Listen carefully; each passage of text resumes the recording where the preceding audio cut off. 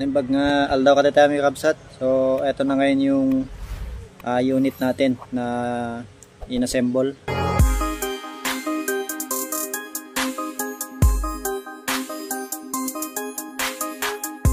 And ngayon gagawin natin ng quick review kung paano yung performance.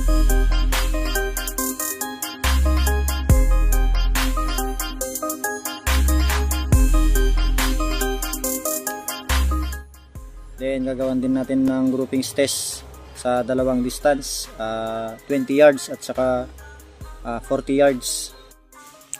So ito na yung naging outcome ng unit natin. Ayan, so medyo mahaba. Ayan, so scope natin medyo maliit, 4 to 16, 44. Tapos size ng tube medyo malaki. Ayan, so pati yung mga knob nya medyo malalaki rin. So merong illumination sa kanyang reticle. Ayan, so T-Eagle pala yung brand ng ano natin, scope natin. Ayan, T-Eagle. Okay, so naglagay pala tayo ng target natin na karton sa distance na 20 yards at 40 yards para matesting natin yung kanyang groupings. Gamit natin na pellet Astro. Ayan, Astro 18. So naka-resize na. Ayan. So naka-resize na rin kasi medyo mahirap ilagay dito sa barrel. Ayan, medyo malaki yung kanyang skirt, so hindi pasok, kailangan nating mag-resize. So ito yung fittings ng Astro na naka-resize. So ayan, maganda yung pagkakalagay, saktong sakto. Ayan, so tignan natin yung nilagay natin na target.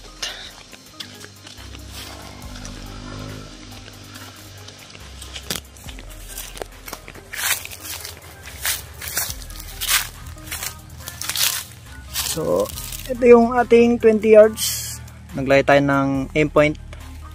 Ayan, laki ng kuko, aim point natin. So dito lang tayo mag aim, tig 3 shots bawat tuldok. Ayan, 20 yards. Yan yung pwesto natin.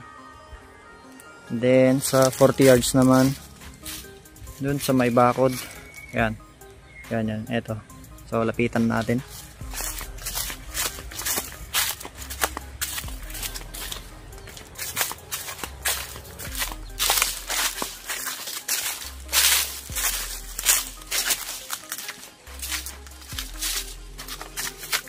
Ayan, so ito naman yung target natin sa 40 yards. Same pa rin yung laki ng tuldok na nilagay natin. So ito lang dalawa yung papatamaan natin. Tig 3 shots din para makita natin yung magiging groupings nya sa 40 yards. Ayan. Ayan, so ganyan lang yung magiging setup natin, ano? So pagpasensya nyo na lang dahil wala tayong gato. So ganito na lang muna. Ayan, so expect na lang natin na hindi ganun kaganda yung magiging groupings natin. Ayan. At iisa lang pala yung camera na gamit natin. So ilalagay na lang natin tong camera sa mismong target para makita natin yung actual na patama. So unahin natin sa 20 yards.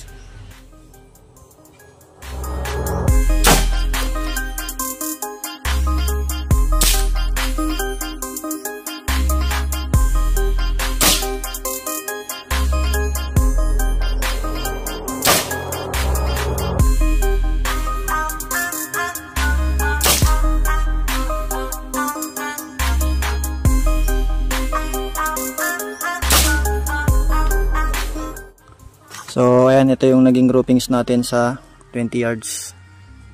So hindi tayo gumamit ng gato.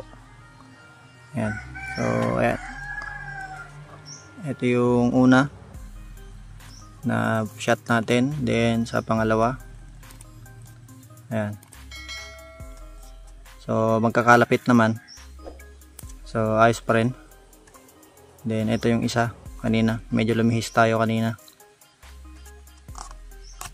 Ayan, sa 20 yards. So next, subukan naman natin 40. So ilalagay ulit natin yung camera natin dun sa may target na.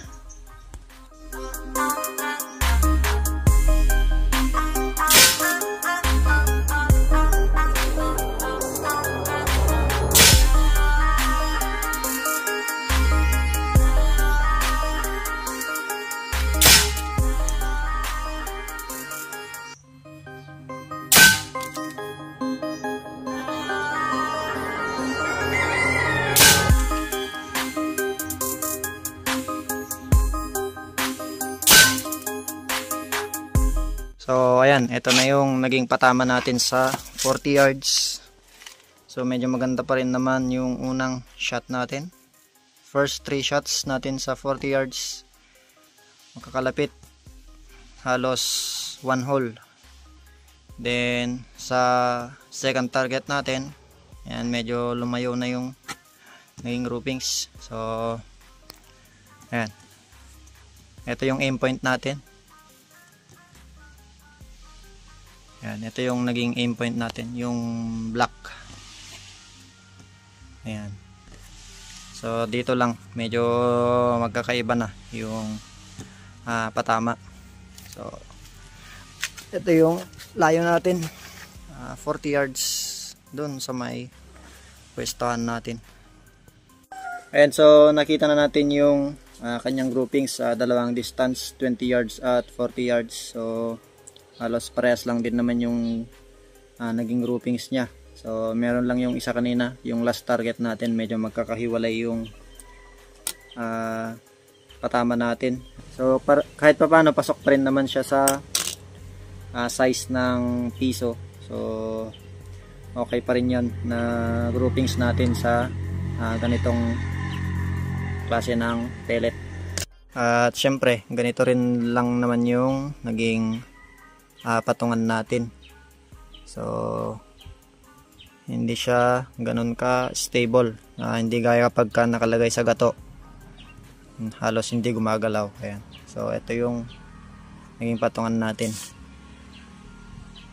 So pagdating naman sa overall na performance ng Phoenix na receiver, so ayos naman, maganda. Ayan, nakita nyo naman yung kanyang groupings.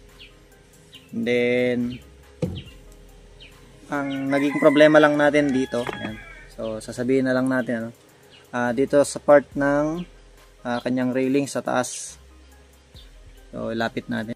So ito yung naging problema natin, pag hinihigpitan natin yung bolt dito na nag-hold sa kanyang barrel, ayan, so umaangat yung railings, umaangat dito, so tinutulak pataas. So muntik na nating masira ito nung hinigpitan natin. So dalawa pa naman yung bolt niya dito, Allen screw, isa dito, and then meron din dito sa may tapat ng mount.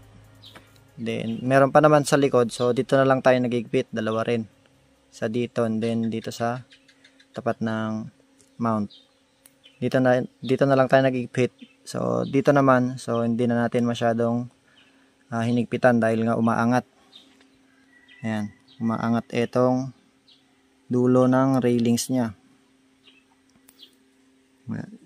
Medyo manipis din kasi yung support niya dito na part na yan. So kita naman. So sana sa mga next na version ng ganito, so sana maayos nila. Ayan, so overall naman sa performance, all goods. Pati rin nan yung mga pyesa na binili natin, so online lang natin lahat yan nabili, itong buttstock, adapter, itong buffer tube, Ayan, scope natin, barrel, ayan, mga ayan, tangke, regulator, and then bipod. So plug and play lahat, wala na tayong ginawang modification. Ayan, diretso salpak. Ayan yung kagandahan ng ito, yung receiver natin, dahil hindi na tayo pumunta sa machine shop para ipamodify. So diretso salpak na lang lahat yan. Then sa kanya namang internals, so all stainless ang hammer. Yan, trigger, malambot. So adjustable naman yung lambot ng kanyang trigger. Adjustable din ang hammer spring. Pero ito hindi pa natin ina-adjust, hindi na natin nilagay yung kanyang bolt na adjuster dahil ayan, medyo matigas na rin siya. So hindi na natin yung kailangan. Tsaka hindi pa natin natetest yung kanyang FPS dahil wala tayong chronograph, pero malakas na rin siya sa ganitong setup, kahit hindi pa natin binabago yung lakas ng kanyang hammer spring. So wala naman tayong problema sa mga joinings niya, walang leak. Yan, pati sa kanyang valve wala naman tayong naging problema. Yung naging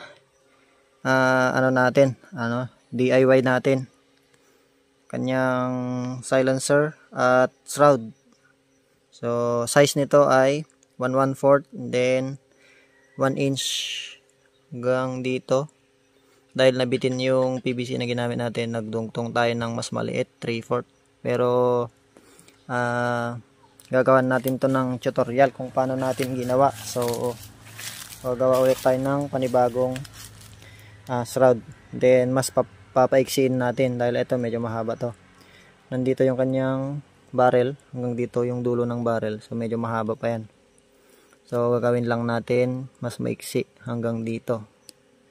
Wala na pala tayong comparison dun sa ingay ng walang shroud at saka yung merong shroud, dahil ito medyo mahirap siyang ilagay dahil nga slip on lang siya, medyo mahaba. So medyo pahirapan yung pag-install natin. So sa next video na lang natin gawan ng tutorial kung paano natin inassemble yung ganito. So gagawa tayo ng panibago. And then sampulan na lang natin yung kanyang performance. Yan, kung gaano kaingay or gaano katahimik yung ginawa natin na DIY na PVC na shroud. Ayan. Ito muna tayo sa likod. Then kasalang natin. So wala palang bala, hindi na natin nilagyan ng bala. Ayan, empty. Then pakinggan lang natin. So sa personal halos yung hammer na lang ang naririnig, So ayan, testing natin. So isa pa.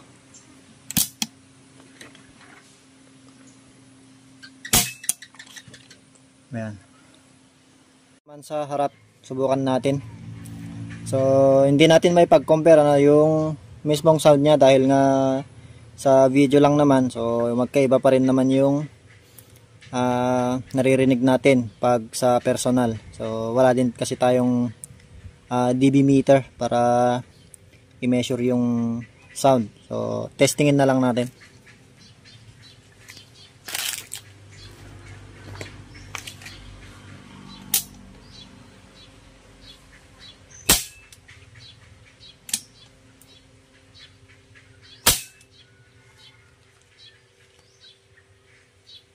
So dinig naman natin na parang mas malakas pa yung palo ng kanyang hammer kaysa dun sa tunog ng silencer natin.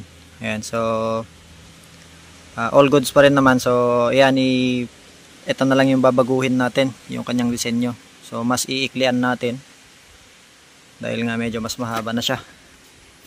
So by next video natin gagawan ng tutorial yung paggawa natin ng kanyang shroud.